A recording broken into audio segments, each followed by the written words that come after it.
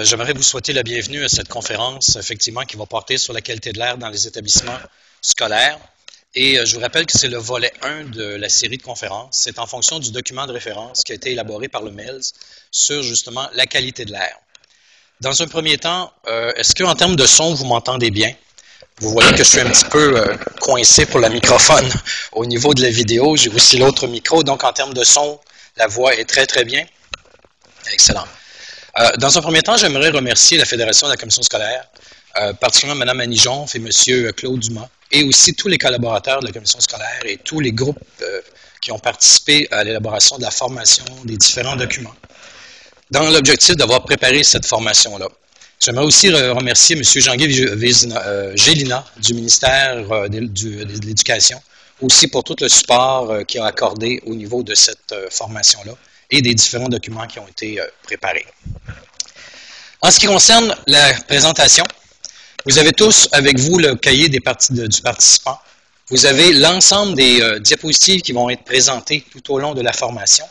La seule chose qui manque, à un moment donné, lorsqu'on va parler des sources d'exposition. Dans le cadre des sources d'exposition, c'est une cinquantaine, soixantaine de photographies. Ils ne sont pas dans votre cahier, mais le PowerPoint va être sur le site de la Fédération. Donc, vous allez avoir toutes les présentations intégrales sur le site de la Fédération. Donc, de ce côté-là, il n'y aura pas de problème. Et vous allez voir aussi que je vais vous donner tout au long de la formation des références avec des adresses électroniques, donc des hyperliens. Et lorsque vous allez aller sur le site de la Fédération, aller chercher le PowerPoint, tous ces hyperliens-là sont actifs. Donc, lorsque je vais vous parler d'un document, et que je vais vous dire que ça vaudrait la peine d'aller chercher ce document-là, bien, lorsque vous aurez le PowerPoint, en cliquant tout simplement sur l'hyperlien, vous aurez accès directement à être capable d'aller récupérer le document directement sur les sites Internet sur lesquels ils sont. Ça va pour ça? Ça va. OK. Donc, ce qu'on va faire, effectivement, on va commencer la présentation. Ce que vous avez, évidemment, vous avez le cahier des notes. Donc, vous avez, important, à l'onglet 1, l'ensemble des diapositives que je vous ai présentées, que je vais vous présenter à l'exception des photographies telles que je vous ai spécifiées. Et vous avez à l'onglet 8, le document de référence du ministère. On regardera un petit peu plus tard les différents autres onglets qui font partie du document. Donc, les principaux documents sont sur l'onglet E, l'onglet 1, pour l'ensemble des présentations des diapositives que je vais vous illustrer. Donc, ça va pour ici, on peut commencer? Le son va bien? À l'extérieur aussi, ça va bien? Excellent. Donc, en termes d'objectifs de la formation, effectivement, l'objectif de la formation, c'est de présenter les lignes directrices et les objectifs en fonction du document de référence qui a été élaboré par le ministère du Loisir, l'Éducation, du Loisir et des Sports. Et évidemment, on va aussi aller un peu plus loin parce qu'effectivement, on va approfondir le contenu, on va aller un petit peu plus loin en termes de qualité de l'air de façon à brosser un tableau général de cette problématique-là. C'est sûr que beaucoup d'entre vous connaissent déjà bien le dossier. Il y a des choses qui vont être connues de ce qu'on va aborder, mais il y a peut-être des choses où, effectivement, c'est plus ou moins connu. Donc, effectivement, ça va nous permettre, cette formation-là, de brosser un tableau relativement exhaustif de la problématique de la qualité de l'air. Donc, c'est les objectifs que l'on a dans le cadre de la présentation. Si on regarde spécifiquement le contenu de cette formation-là, et c'est ce qui était écrit lorsque vous vous êtes inscrit à cette formation-là, c'est ce qu'on retrouve ici dans la diapositive.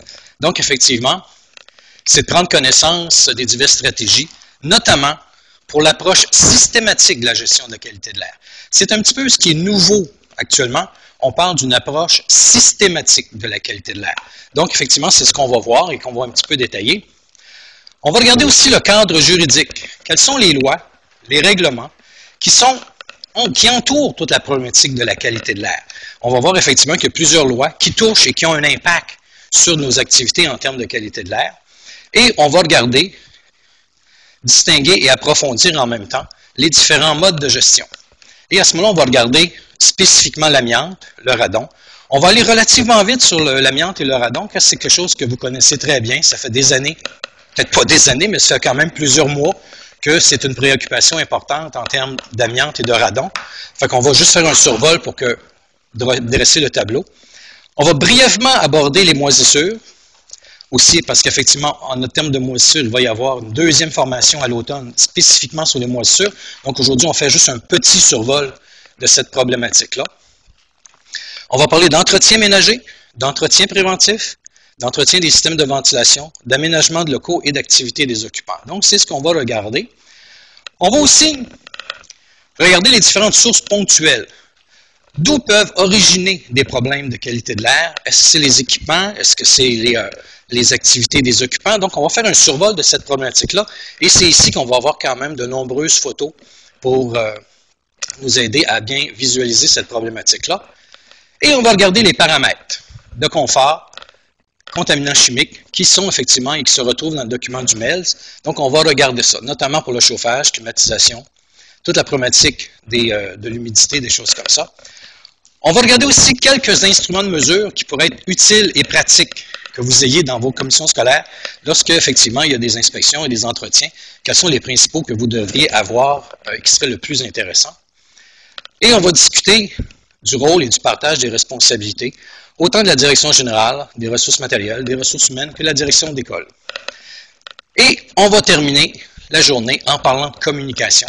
Communication qui est aussi la pierre angulaire dans les dossiers de qualité de l'air, parce qu'effectivement, c'est très important et c'est quelque chose qui est souvent sous-estimé, la communication, lorsqu'on fait face à une problématique de qualité de l'air ou à un problème notamment aussi de moisissure.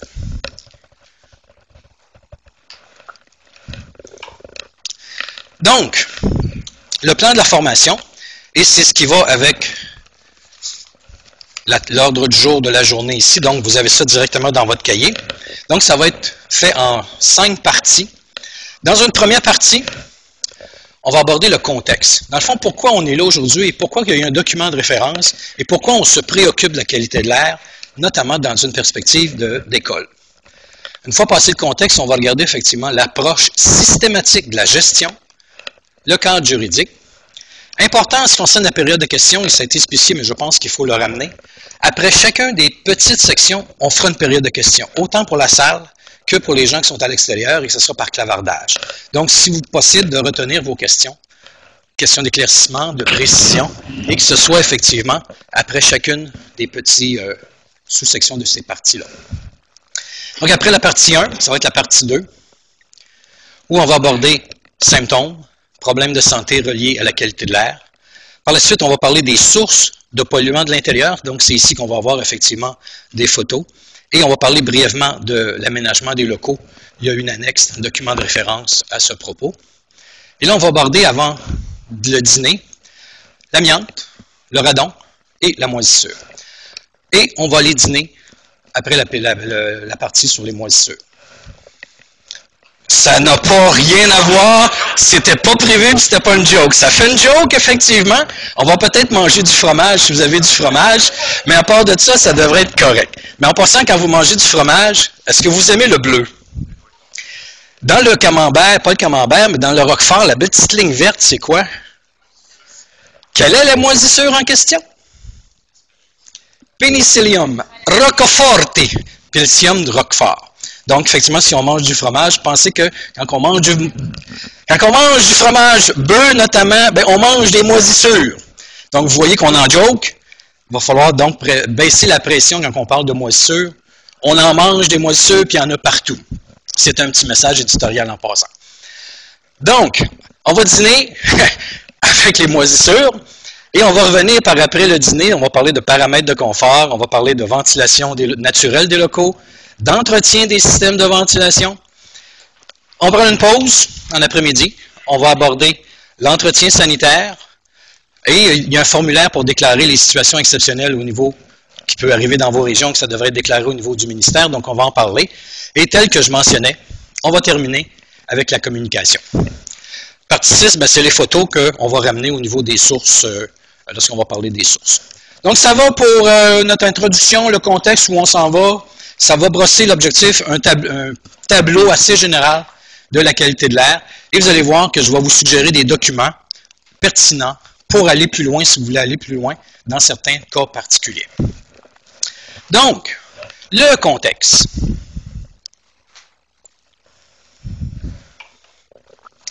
On va regarder la lettre du sous-ministre. On va parler du rapport du vérificateur général du Québec. On va regarder aussi les paramètres qui influencent la qualité de l'air. Puis on va s'apercevoir qu'il y a plein de choses qui font que l'air que l'on respire, il y a plein de facteurs qui peuvent affecter ça. Et vous allez voir qu'effectivement, c'est une problématique globale, c'est assez large, ce qui peut modifier effectivement la qualité de l'air. On va regarder brièvement le plan québécois des infrastructures et terminer la partie du contexte avec les médias. Donc, la lettre du sous-ministre, effectivement, Bernard Matte, je pense que c'est intéressant, on va la lire, effectivement, parce que ça précise exactement l'orientation où on veut aller.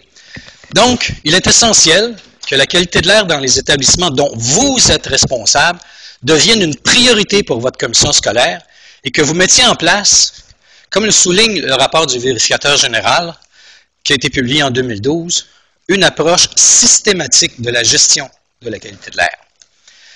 Évidemment, le document de référence sur la qualité de l'air dans les établissements scolaires présente les principales exigences liées à cette obligation, et c'est une lettre qui a été envoyée en janvier 2014. Donc, ça positionne effectivement pourquoi on est là aujourd'hui et pourquoi il y a plein de documents qui ont été élaborés. Le rapport du vérificateur général qui a été publié, effectivement, tout à fait disponible aussi sur Internet. Vous l'avez sans doute lu, mais ça vaudrait la peine quand même de revoir les grandes parties du rapport du VGR. Qui a été vérifié dans ce rapport-là? Bien, le ministère a été vérifié. Des commissions scolaires de Montréal, particulièrement 3 écoles de cette commission-là, 2 écoles de la commission des navigateurs et 1 école de la commission scolaire de Sorel-Tracy. Donc, effectivement, c'est les organisations qui ont été vérifiées. Et ils ont été vérifiés sur des axes de vérification. Donc, effectivement, le VGR a regardé, effectivement, certains points, dont notamment le contrôle exercé par les commissions scolaires sur les écoles. Donc, un genre de contrôle qui était fait relativement, évidemment, à la qualité de l'air intérieur. Il a aussi posé des questions, il a regardé en fonction du MELS et des commissions scolaires, est-ce qu'il y avait un encadrement et des mécanismes de surveillance pour gérer cette qualité de l'air-là? Donc, effectivement, c'est les axes de vérification que le VGR avait de ce côté-là. Et il a fait aussi des énoncés.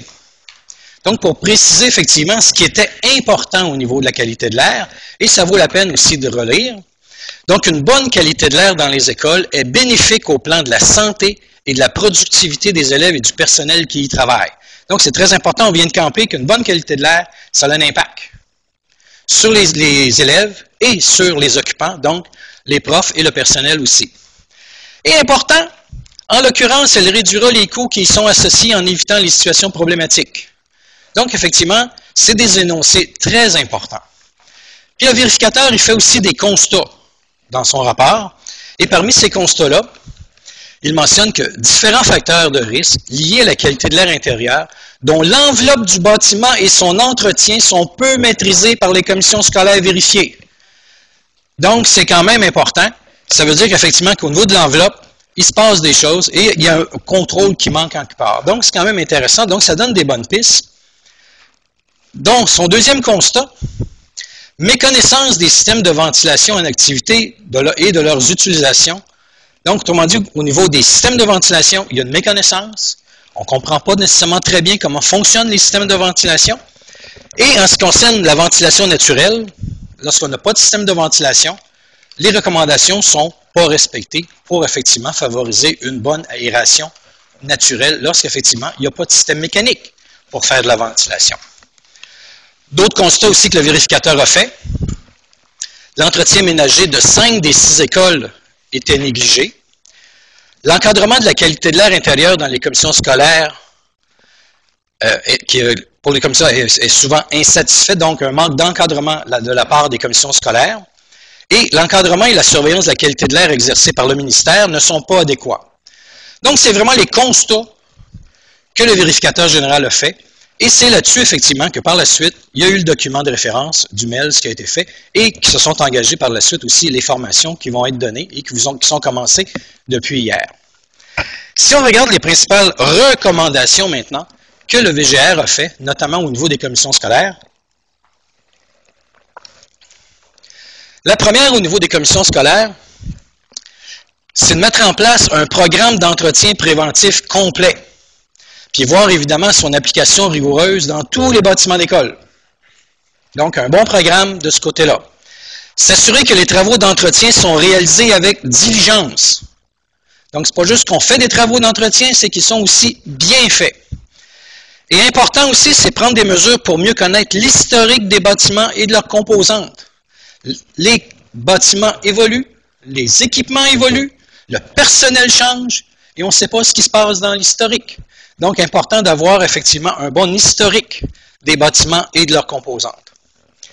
Quatrième recommandation au niveau des commissions scolaires, s'assurer d'une politique d'aération dans les écoles ventilées naturellement. Il n'y a pas de système mécanique, donc il faut ventiler. Comment on ventile? On va le voir dans le document, dans la présentation. Il faut aussi veiller à ce que les directeurs d'école utilisent un devis d'entretien ménager détaillé et contrôlent le résultat. Donc, ce n'est pas juste de donner de la job, il faut aussi vérifier qu'elle est bien faite. Sixième recommandation, s'assurer que les principaux risques de dégradation de la qualité de l'air occasionnés par les occupants et leurs activités font l'objet de mesures formelles. Intéressant. Et s'assurer de la mise en place d'un plan de gestion de la qualité de l'air qui repose sur une approche systématique. Donc, c'est les principales recommandations que le VGR a fait aux commissions scolaires. Et il a fait aussi des recommandations au MELS. Le MELS doit formuler des orientations qui vont porter sur l'utilisation de la qualité, vont porter sur la qualité de l'air et qui vont prôner notamment, on revient encore à ça, l'utilisation d'une approche systématique. Et ici, il y a une très belle nouveauté, la reconnaissance du rôle du coordonnateur en gestion de la qualité de l'air. Donc, c'est une notion qui est relativement nouvelle.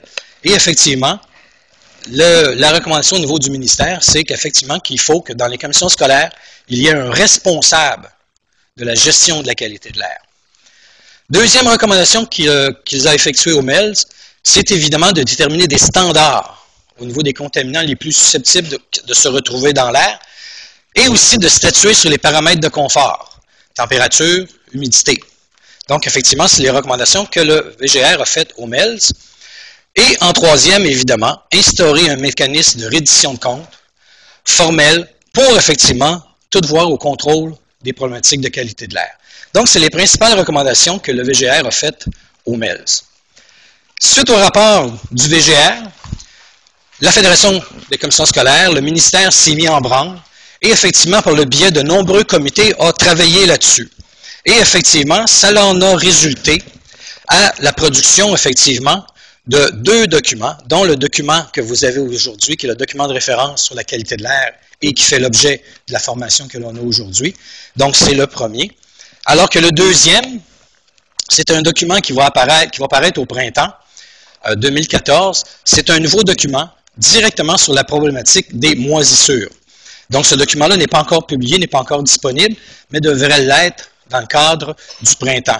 Le printemps se terminant le 21 juin 2014.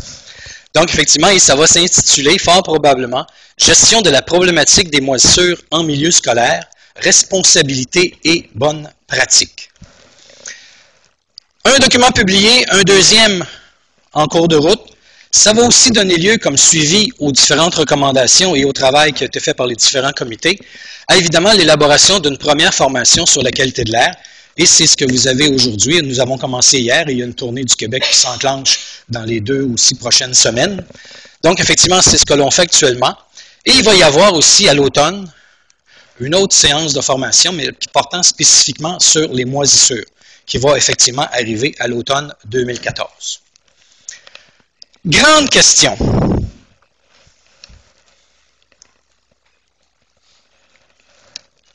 Quels sont les paramètres qui influencent la qualité de l'air? Qu'est-ce qui fait que l'air qu'on respire, elle est saine ou elle ne l'est pas? Et on va voir qu'il y a plein de choses qui effectivement peuvent influencer la qualité de l'air. On va commencer par l'extérieur, donc l'environnement extérieur. Nos systèmes de ventilation prennent l'air de l'extérieur de la bâtisse et l'emmènent à l'intérieur. Si vous n'avez pas de système de ventilation, vous ouvrez les fenêtres pour rentrer de l'air extérieur. Si l'air extérieur est contaminé, pollué, vous rentrez de l'air. S'il fait très très froid à l'extérieur, il faut réchauffer cet air-là. S'il fait très chaud, exactement l'inverse. Donc l'environnement extérieur a un impact très important. Le deuxième qui a un impact important aussi, c'est l'édifice. Comment il est fait? Il est construit comment? Est-ce qu'il a été bien construit? Il y a quel âge? Est-ce que 50 ans, 20 ans, 30 ans? Donc, tout ça a un impact. Quelles sont les activités que l'on fait à l'intérieur? Comment c'est aménagé? Est-ce qu'il y a eu des réaménagements dans l'école? On a déplacé des bureaux, on a déplacé des laboratoires, on a déplacé des cadres, des classes. Donc, tout ça a un impact. De même que l'entretien de l'édifice. Dépendant du type d'entretien, qui en est responsable, des produits chimiques qui sont utilisés, si on fait des rénovations dans l'édifice, tout ça a un impact sur la qualité de l'air intérieur qu'on respire au niveau de la qualité de cet air-là. Évidemment, au niveau de la ventilation. En fonction du type de ventilation, de leur performance, son entretien, les inspections, la formation que l'on donne au niveau des gens qui font l'entretien et qui font l'ajustement de la ventilation, tout ça a un impact aussi. Et évidemment, les occupants. Le nombre d'étudiants dans une classe va avoir un impact très important sur la qualité de l'air qu'on respire. Oups, ça a avancé tout seul, c'est bon, on reste là.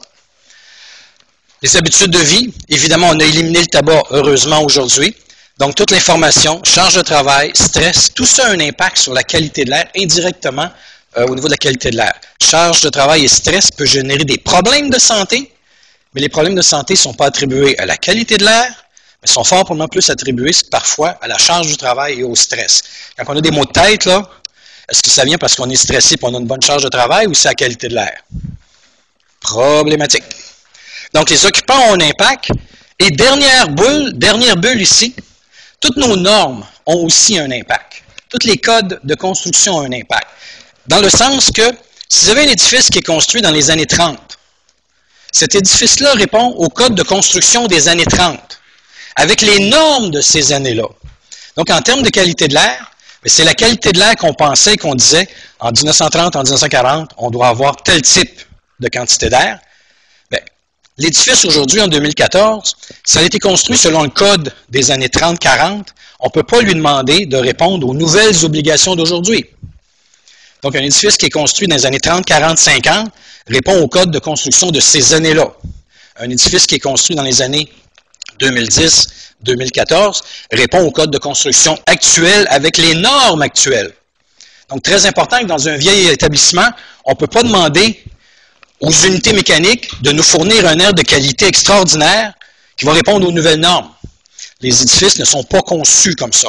Donc, d'où l'importance de cette législation qui a aussi un impact sur la qualité de l'air. Cette figure-là, ce que ça vous donne comme ensemble, c'est qu'effectivement, la qualité de l'air, c'est complexe, puis il y a plein de facteurs qui peuvent effectivement modifier et jouer sur la qualité de l'air. Et il s'agit qu'il y en ait un de ceux-là qui soit déficient, et on peut avoir un air de qualité qui est médiocre. Donc, vous voyez que la qualité de l'air, ça joue sur plein d'aspects, plein de sujets, d'où l'importance d'avoir une approche systématique de la gestion de la qualité de l'air, et ce qu'on va voir effectivement dans les minutes qui viennent. On va brièvement parler du plan d'investissement. Donc, le plan québécois des infrastructures.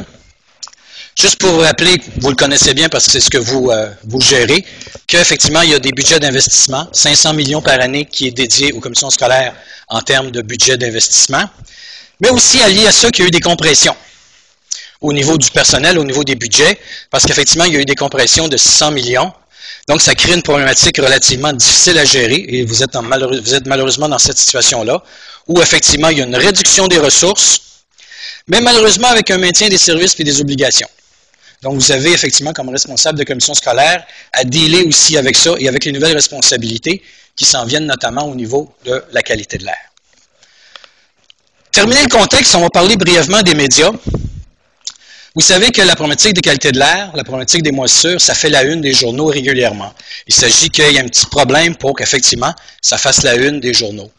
Ici, vous avez des exemples, effectivement, dans le journal La Presse, donc en janvier 2012, donc avant le dépôt du rapport du vérificateur général. Donc, on avait quand même plusieurs annonces qui nous parlaient de cette problématique-là. Ça faisait la une des journaux, c'était souvent sensationnel aussi dans cette époque-là.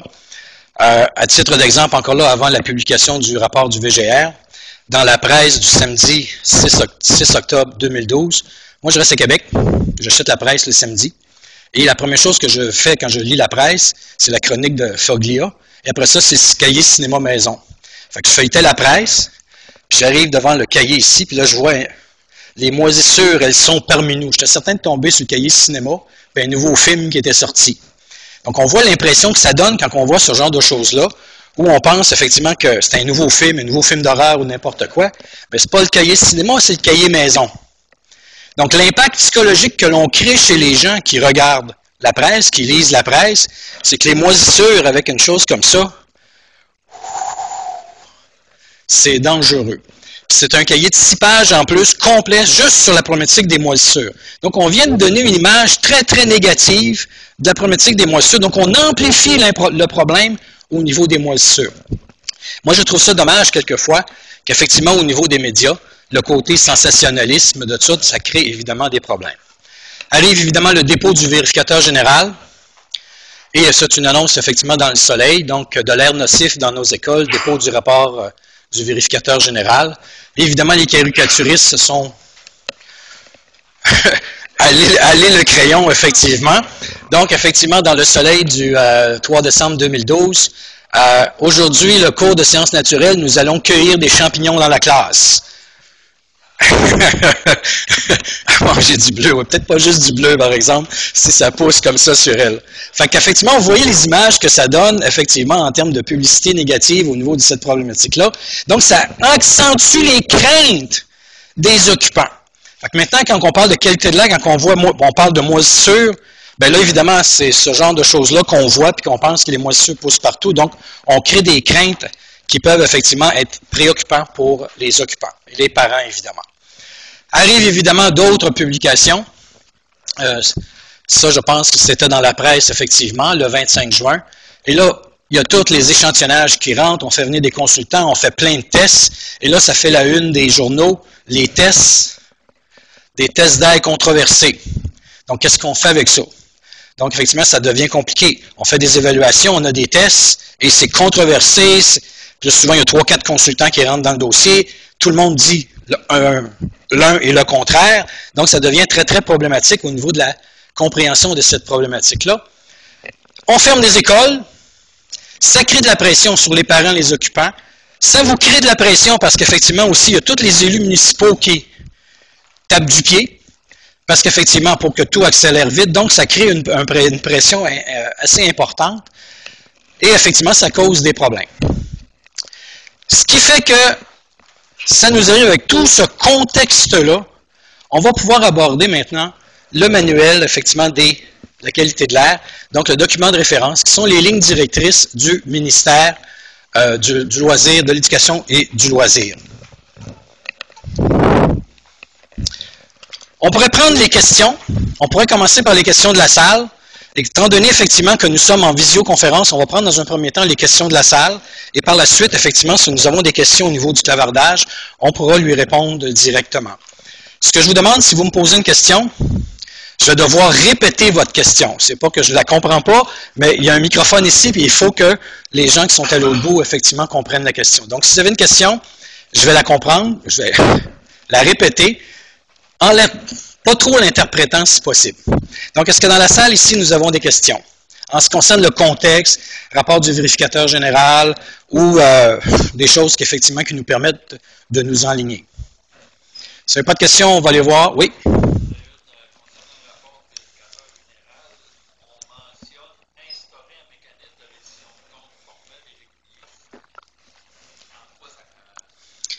OK. En ce qui concerne le mécanisme de reddition de compte, effectivement, on va en parler aujourd'hui parce qu'effectivement, il va y avoir des formulaires qui vont arriver et on va les voir tantôt aujourd'hui, effectivement, dans le cadre de la présentation. Et tout ça va être aussi électronique au niveau du ministère.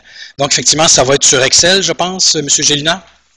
Sur Access. Donc, effectivement, ça va être des formulaires qui vont être sur Access, qui vont être disponibles et qui vont être envoyés à toutes les commissions scolaires pour cette reddition de compte-là. Autre question dans la salle? Est-ce qu'on a des questions au niveau de l'extérieur? Alors, pour les gens qui sont en visioconférence, si vous désirez poser vos questions par clavardage, c'est le temps. Je vais les relayer à M. Legré. Donc, est-ce qu'il y a des questions? Par exemple, M. Blais, Madame Belvin, Monsieur Charbonneau, est-ce que vous avez des questions que vous aimeriez poser à notre animateur? Alors, commission scolaire Beauce-et-Chemin, est-ce que vous avez des questions? Non? D'accord. Parfait. Alors, nous allons recéder la parole à notre animateur pour la poursuite de la partie 2. Donc, je redonne la parole à Monsieur Legris. Merci.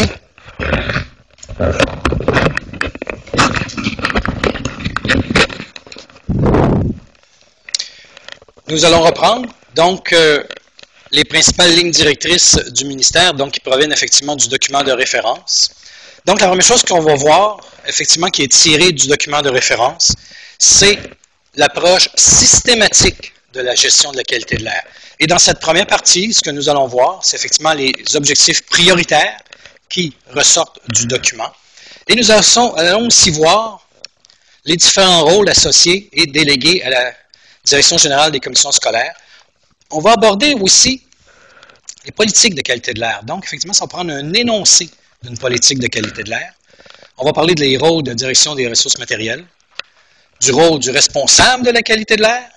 On va parler du plan de gestion de la qualité de l'air, du rôle de la direction d'établissement, donc des écoles, pour finir, comme je vous mentionnais à chaque section, des documents pertinents, si vous voulez effectivement aller plus loin dans ce domaine. Donc, les objectifs prioritaires, quels sont-ils?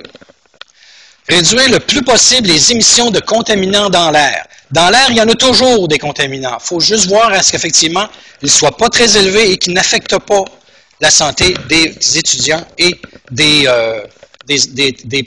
professionnels et des professeurs qui travaillent dans les écoles. L'autre objectif prioritaire aussi, c'est de maintenir un niveau d'humidité relative acceptable, ni trop bas, ni trop élevé. De bien ventiler les locaux et effectivement d'empêcher toute infiltration de polluants de l'air extérieur. Donc, autrement dit, on parlait de filtration au niveau des systèmes de ventilation. Intéressant, dans ces objectifs prioritaires-là, on peut en arriver à des constats aussi dans le document. On va le lire, le constat.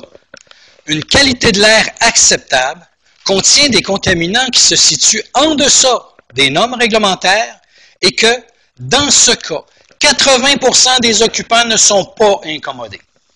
Ce qu'on pourrait rajouter là-dessus, c'est que 80% des occupants ne sont pas incommodés 100% du temps. C'est des règles de base que l'on voit lorsqu'on parle de la qualité de l'air. Notamment, c'est par un organisme américain qui s'appelle l'ASHRAE, qui est un organisme spécialisé en ventilation notamment. Et leurs documents sont souvent, non pas souvent, mais sont référés dans nos codes de construction. Donc, c'est quand même un organisme spécialisé notamment en qualité de l'air, en ventilation, qui a émis ce genre de dictat. Mais ce qui est intéressant, c'est lorsqu'on parle de 80% des gens, oui, qui ne sont pas incommodés, mais on dit aussi 100% du temps. Donc, autrement dit, la majorité du temps, la qualité de l'air, elle est acceptable et qu'il est possible qu'une certaine partie des gens ne la trouvent pas acceptable, cette qualité de l'air-là. Et c'est tout à fait normal. On ne pourra jamais avoir dans un établissement 100% des gens qui vont accepter la qualité de l'air et qui vont être confortables 100% du temps. Ça, c'est une prémisse qu'on ne peut pas avoir. On va satisfaire la majorité du monde la plupart du temps. Donc, c'est quand même important. L'autre constat aussi, et on en a parlé, puis effectivement, je pense que vous commencez à le comprendre très, très bien, il est complexe d'assurer en milieu scolaire une qualité de l'air qui vise le bien-être et l'épanouissement des jeunes dans leurs activités d'apprentissage ainsi que le personnel. On a vu tantôt dans mon graphique où je vous présentais une série de bulles, tout ce qui peut impacter sur la qualité de l'air. Donc, effectivement, c'est extrêmement complexe, mais tout ça a un lien et tout ça va viser le bien-être et l'épanouissement des jeunes et aussi la santé et la sécurité du personnel. Maintenant, quels sont les rôles qui pourraient être attribués à la commission scolaire? Notamment au niveau du directeur général, la direction devrait s'engager à promouvoir le maintien d'une bonne qualité de l'intérieur. Et ça se fait comment, ça? Ça nécessite un engagement clair de la commission scolaire là-dessus. Donc, effectivement, ça va prendre éventuellement un énoncé de politique très clair sur la qualité de l'air. Et lorsqu'on dit un engagement clair de la direction, ça ne s'adresse pas juste dans le domaine de la qualité de l'air. Moi, j'œuvre en santé et sécurité dans toutes sortes de différents milieux, autant dans le scolaire que dans l'industriel. Et lorsqu'on veut que quelque chose se fasse en santé et sécurité du travail, il faut automatiquement que la direction s'engage à dire oui, la santé et sécurité dans mon établissement, c'est important. Donc, au niveau des commissions scolaires, ce qu'il faut faire, c'est qu'il faut donc que le directeur général et la commission scolaire s'engagent à dire oui, la qualité de l'air, pour moi, c'est une importance et effectivement, il faut s'engager de façon très, très claire. Et ça, c'est très, très significatif. L'autre rôle de la direction générale, c'est de s'assurer de la nomination d'un responsable de la qualité de l'air. C'est une problématique qui est nouvelle, mais effectivement, c'est de la responsabilité de la direction générale de s'engager que, oups, il faut quelqu'un là-dessus. Et je l'ai brièvement énoncé tantôt, ça prend aussi un énoncé de politique sur la qualité de l'air.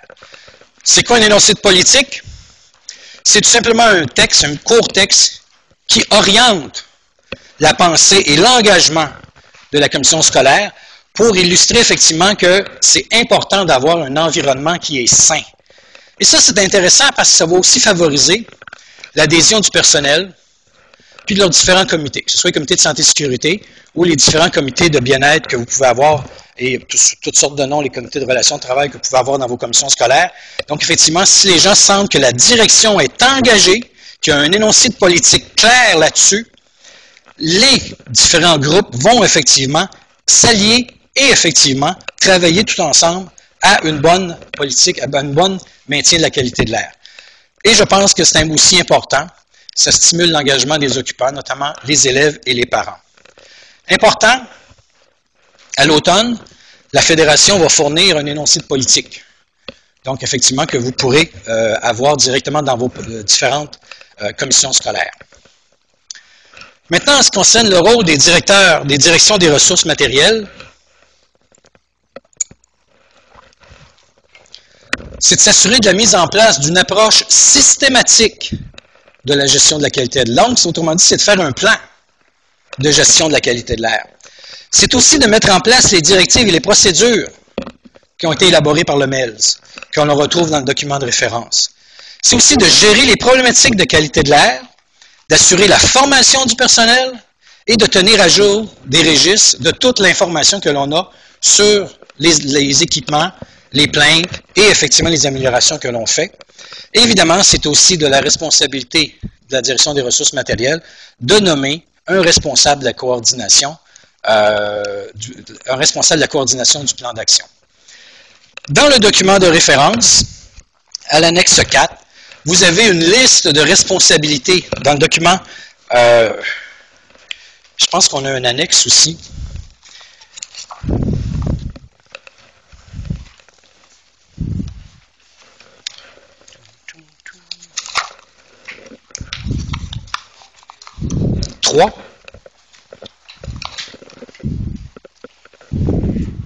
Oui. Donc, si vous prenez effectivement l'onglet 3 dans votre document de référence, vous avez effectivement ici différentes responsabilités et c'est divisé en domaines, donc l'entretien ménager, ventilation, mise en place des directives, des directives ou procédures. Vous avez des actions et il a été effectivement suggéré des responsables que vous voyez dans les dernières colonnes. Donc, effectivement, tout ça doit être évidemment adapté en fonction de chacune des différentes commissions scolaires, mais c'est quand même un guide qui vous est donné là-dessus. Donc, si on regarde maintenant le responsable de la qualité de l'air, une de ses qualités essentielles de ce responsable-là, et c'est marqué ici, un bon communicateur et un bon rassembleur. La qualité de l'air, ça prend quelqu'un, effectivement, qui devra rencontrer le personnel, rencontrer à l'occasion les parents et les élèves. Donc, effectivement, il doit être un bon communicateur parce qu'effectivement, il doit passer le message que la qualité de l'air, c'est une préoccupation, une priorité de l'école, de la commission scolaire, et qu'effectivement, il y a des actions. Et s'il y a des problèmes, il devra comprendre, expliquer les problèmes et donner aussi les solutions. Donc, le responsable devrait être un bon communicateur. Puis on l'a vu, il faut qu'il y ait évidemment l'appui de la haute direction. S'il n'y a pas l'appui de la haute direction, ça ne donnera pas grand-chose. Et la qualité de l'air étant complexe, bien, il faut qu'il trouve des bons collaborateurs, autant dans le domaine de la santé et sécurité, dans la connaissance relative au niveau technique des immeubles. Donc, autrement dit, se trouver plein de connaissances, plein de collègues qui connaissent ces différents domaines-là. Évidemment, la qualité de l'air étant complexe, s'entourer dans la mesure du possible d'une équipe multidisciplinaire. Évidemment, c'est fonction de chacune des commissions scolaires. Il y a des grosses commissions scolaires, ça va peut-être être plus facile. Il y a des commissions scolaires moyennes, il y en a des petites. Donc, tout ça devrait être adapté en fonction de votre propre réalité. Donc, parmi les rôles de ce responsable, évidemment, c'est de coordonner les activités liées à la qualité de l'air. Et ça, c'est très important. Avoir suffisamment de temps pour s'assurer une gestion efficace. Parce qu'effectivement, le responsable de qualité de l'air, il va probablement avoir d'autres responsabilités que la commission scolaire va lui avoir dévolues. Donc, mais il faut qu'il y ait suffisamment de temps pour s'occuper du dossier de la qualité de l'air. Parce qu'entre autres, il va recevoir les plaintes, il va y donner des commentaires, puis il va aussi répondre à ces plaintes-là en fonction de régler les différents problèmes. Puis il devra évidemment mettre en place un plan de gestion de la qualité de l'air pour tous les bâtiments de son organisation et aussi en assurer évidemment la réalisation. Donc c'est une tâche qui peut être relativement complexe, qui va effectivement être adaptée selon chacune des commissions scolaires en fonction de la capacité aussi de chacune des commissions scolaires. Lorsqu'on parle d'un plan de gestion de qualité de l'air, qu'est-ce que c'est? Bien, il y a 5 points principaux. Dans un premier temps, il faut vraiment définir les activités qu'on va mettre dans ce plan-là. Donc, effectivement, il faut faire l'inventaire et avoir des choses pour les réparations majeures, l'entretien régulier. Tout ça, évidemment, dans le but de s'assurer de l'étanchéité de l'enveloppe. Il va falloir prévoir aussi tout l'entretien préventif et régulier des systèmes qu'on retrouve, autant les systèmes de ventilation, les systèmes de chauffage, et ainsi de suite. Donc, ça fait beaucoup de choses. Faire des inspections visuelles régulières pour voir s'il y a des phénomènes qui peuvent dégrader la qualité de l'air. Et je vous dirais que par expérience, ce qui est négligé, et pas juste dans les écoles et les commissions scolaires, de l'inspection visuelle régulière, ça se fait presque pas dans la majorité des établissements. Et pas juste dans le monde scolaire, mais aussi dans le monde industriel et commercial, des inspections visuelles. On les recommande. C'est important de s'assurer que, oui, en théorie, on a des systèmes de mécanique qui nous apportent de l'air, mais ce qu'on va vérifier dans les locaux, c'est vraiment adéquat. C'est complètement négligé. Mais c'est quelque chose qui est essentiel à faire. Donc, ça fait partie du rôle. Dans le plan de gestion, effectivement, il faut faire des inspections visuelles régulières. Il faut aussi, définir les activités, voir la ventilation appropriée des locaux au niveau des systèmes mécaniques de ventilation. Et lorsqu'on n'a pas de ventilation, s'assurer qu'il y a des politiques d'ouverture de fenêtres et qu'elles sont, dans la majorité du cas, respectées. Il faut voir aussi à tous les aspects de l'entretien ménager qui ont un impact sur la qualité de l'air. Puis il y a certaines occasions où les activités des occupants peuvent aussi avoir un impact sur la qualité de l'air. Donc, c'est des choses qu'il faut que cette personne-là contrôle et qu'elle voit aussi. Parmi d'autres activités dans le plan qu'on doit retrouver, c'est d'établir les principes de supervision et de contrôle de ces activités-là pour en assurer que ce soit mis en œuvre. Il faut déterminer des modalités de réception et de traitement de plaintes. Il faut prévoir le dépôt d'un rapport auprès des autorités sur les résultats attendus, donc c'est de la reddition de comptes avec des pistes d'amélioration. On va prévoir les ajustements qu'on va avoir trouvés en fonction de ces activités-là, en fonction des pistes d'amélioration qui vont être retenues. Et très important, on recommence. Donc on voit qu'un plan de gestion est relativement complexe et ça voit plein de choses au niveau de la qualité de l'air intérieur. Quel est le rôle des différents directeurs d'établissement? Évidemment, c'est d'appuyer la politique de qualité de l'air, les directives et les procédures émises par le ministère et les commissions scolaires. Un rôle aussi d'informer le personnel, les occupants et les parents de ces problématiques-là et lorsque survient un incident ou des plaintes. Et il doit évidemment soutenir la réalisation des activités d'entretien ménager, avoir un bon programme et en effectuer un contrôle. Et encore là, on se réfère au document de l'annexe 4 et à l'onglet 3 que nous avons dans le document sur les différents rôles. Ça a été attribué et effectivement, c'est à être ajusté en fonction de chacune de vos régions. Donc, il y a la mise en place, effectivement. Ça, c'était l'approche. Mais évidemment, là-dessus, le ministère va effectivement faire de la reddition de comptes. Donc, il va y avoir une mise en place systématique. Donc, d'ici le 30 juin 2014, les commissions scolaires devront transmettre au ministère un document qui va faire état de l'avancement de cette problématique-là. Comme on mentionnait tantôt, ça va être disponible ultérieurement au niveau de Internet. Ça va être sur un formulaire style Excel. Et si on va dans votre document à l'onglet 2,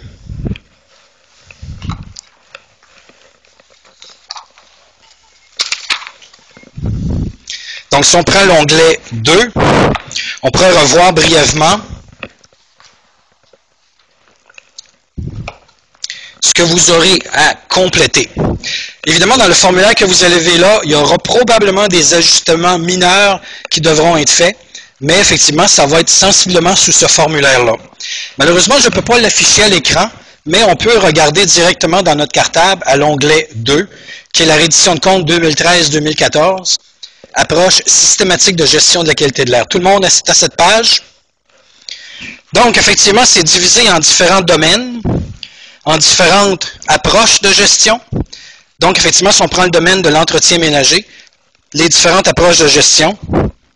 Donc, ça devrait être produire et implanter une grille d'inspection.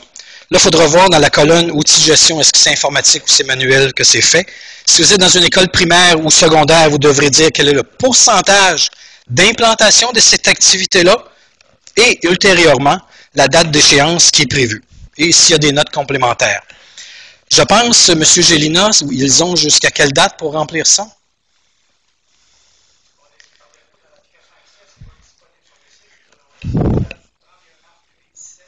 OK.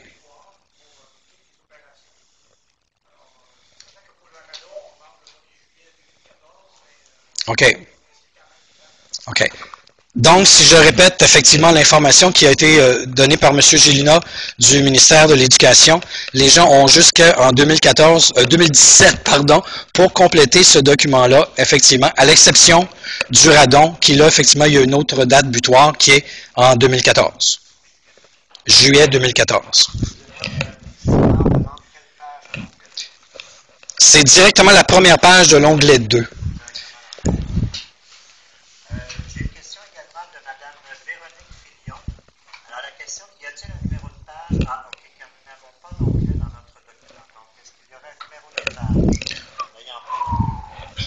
C'est après la présentation PowerPoint, vous avez effectivement, ça serait la première page après la présentation PowerPoint.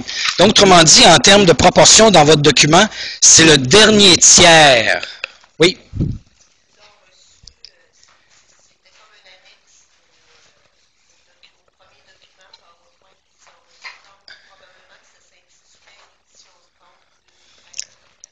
OK.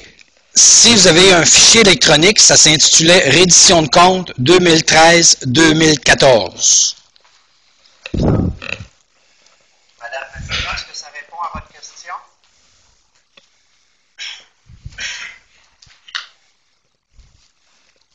Madame Fillon, est-ce que ça répond à votre question? Oui, merci. OK. Donc, si on continue sur le document, donc parmi les différentes approches de gestion qui sont retenues pour le domaine entretien ménager, oui, il y a une question en arrière. Oui.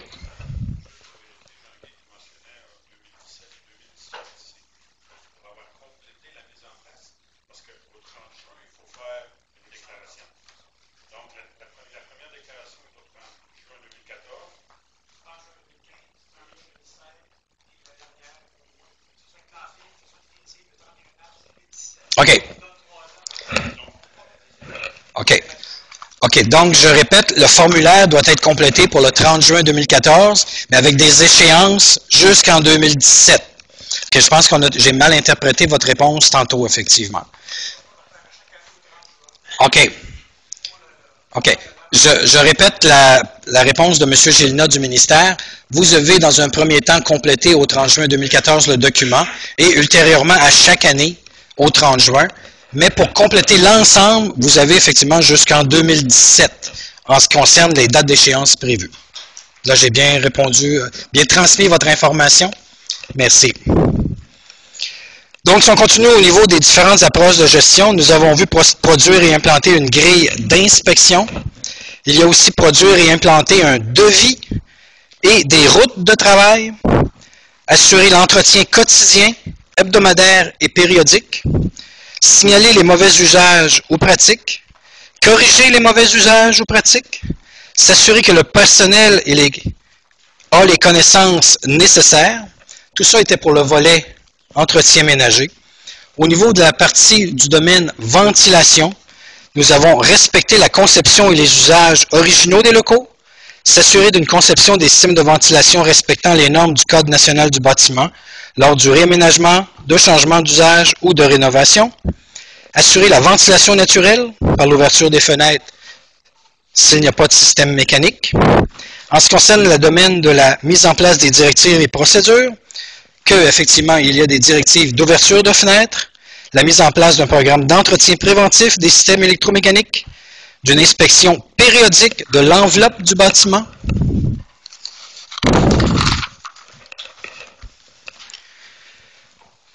de la liste des usages prohibés et tolérés.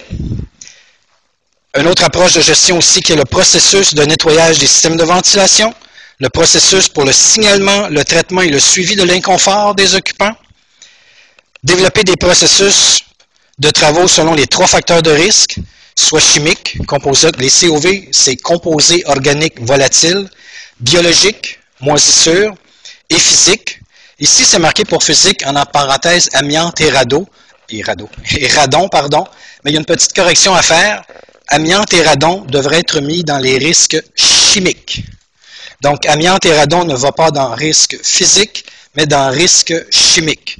Dans risque physique, on pourrait mentionner température, humidité.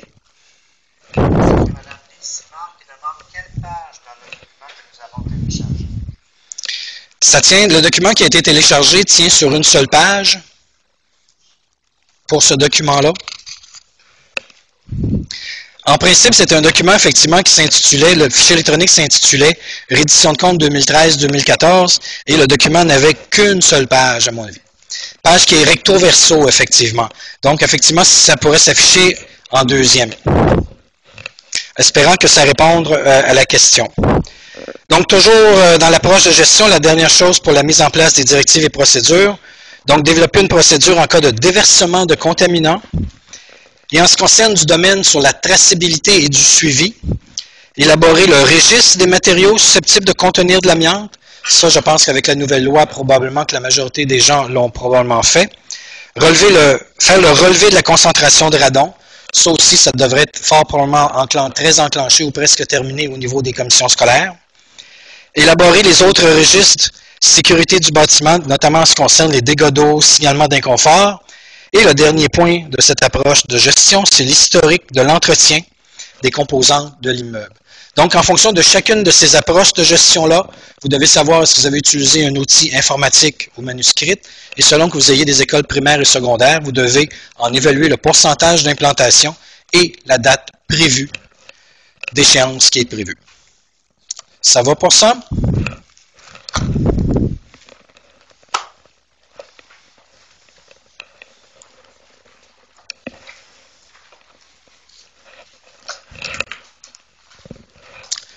Ça clôt cette première partie-là.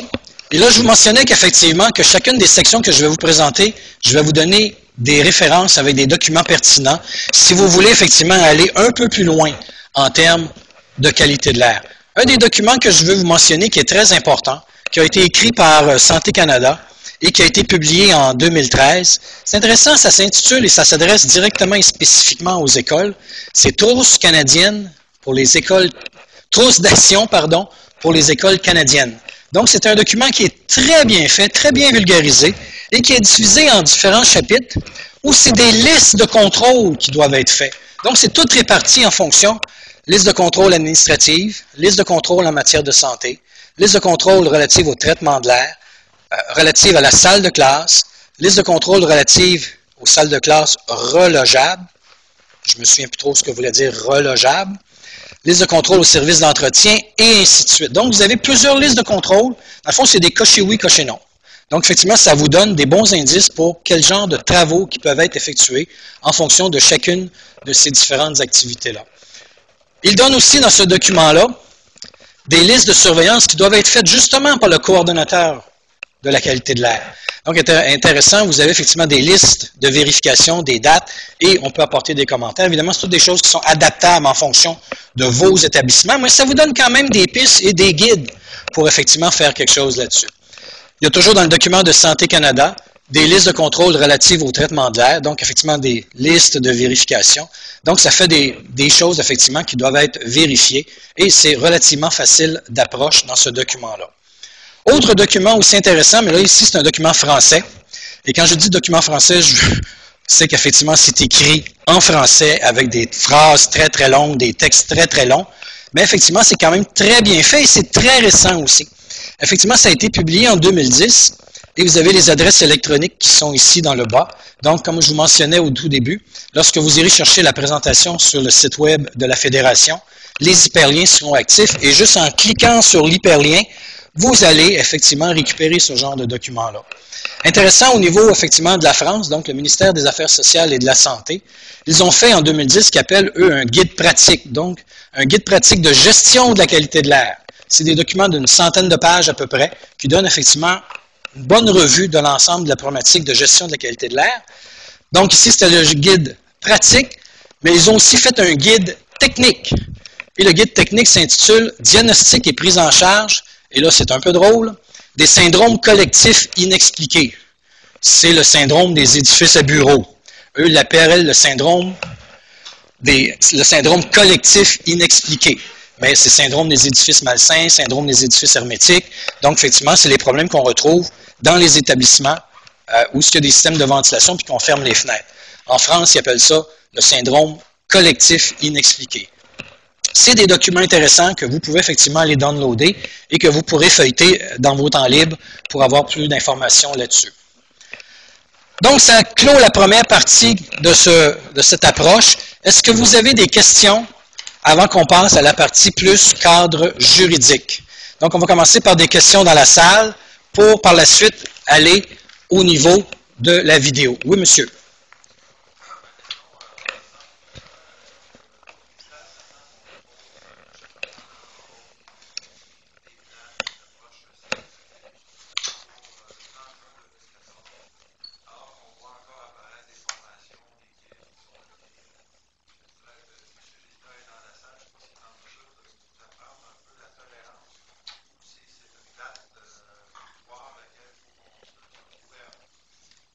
Okay. Je répète la question, je vais essayer de bien la traduire. Donc, effectivement, il y a des dates butoirs, notamment pour la rédition du 30 juin 2014. Il y a des formations qui sont en cours, il y a des formations aussi qui vont apparaître un peu plus tard, et il y a des documents qui vont être plus tard. Est-ce qu'il y a une limite de une tolérance pour la production de ces rapports-là et des différents échéanciers? Et la question est adressée à M. Gélina du ministère de l'Éducation. Jean-Guy? Ça ne te fait rien. J'aimerais peut-être mieux au lieu de la traduire ta réponse, si ça ne te dérange pas.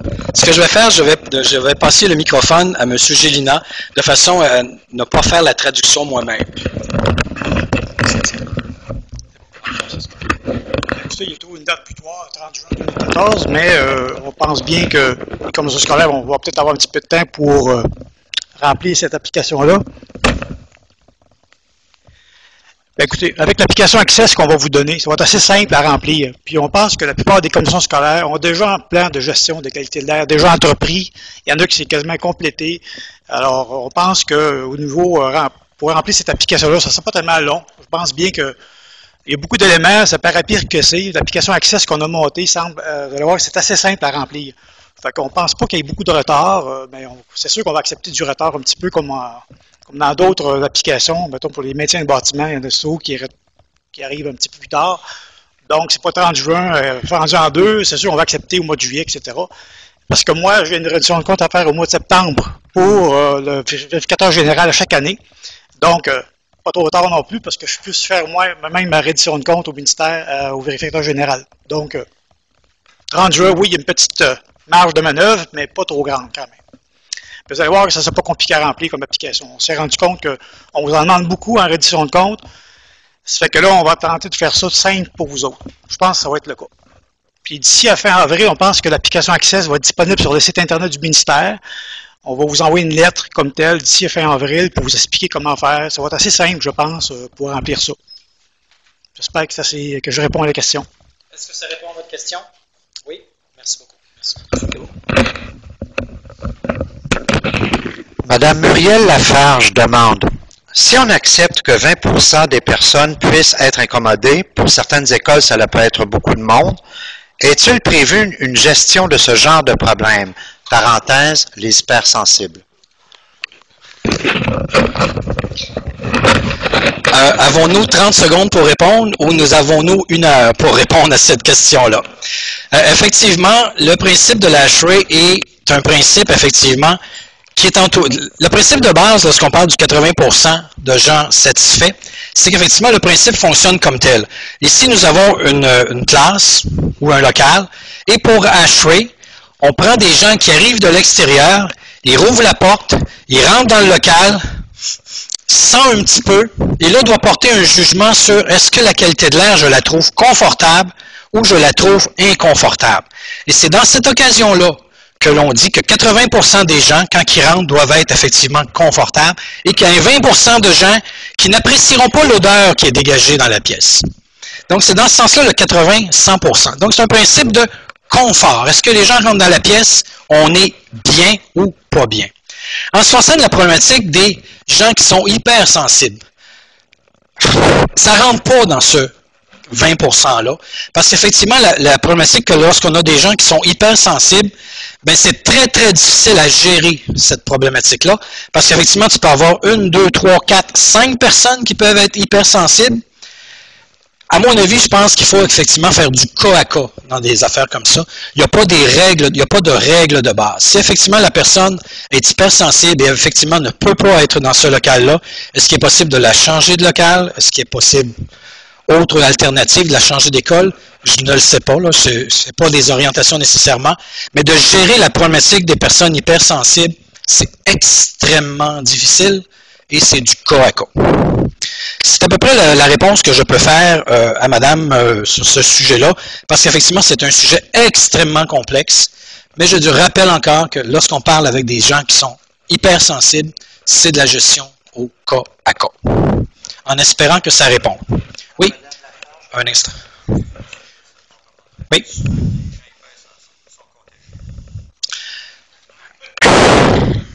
La réponse, effectivement, qui a été donnée... Vraiment répéter la question. Donc,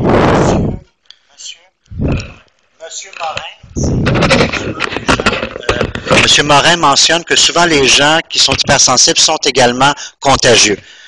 Donc, c'est un commentaire de M. Morin. À titre de conférencier en avant, je vais prendre le commentaire et je ne répondrai pas au commentaire parce qu'effectivement, je pense qu'on va s'étendre et on va élaborer beaucoup là-dessus. Mais retenez ce que vous avez dit et lorsqu'on va parler de communication à la fin, vous allez comprendre très, très bien lorsqu'on va parler d'indignation. Et là, on pourra faire un beau lien avec ça. Mais on va revenir sur la communication à la fin. Mais votre commentaire est tout à fait pertinent, mais on n'approfondira pas à ce stade-ci. Mais retenez que lorsqu'on va parler de communication et qu'on va parler d'indignation, il va y avoir un très beau lien qui va se faire.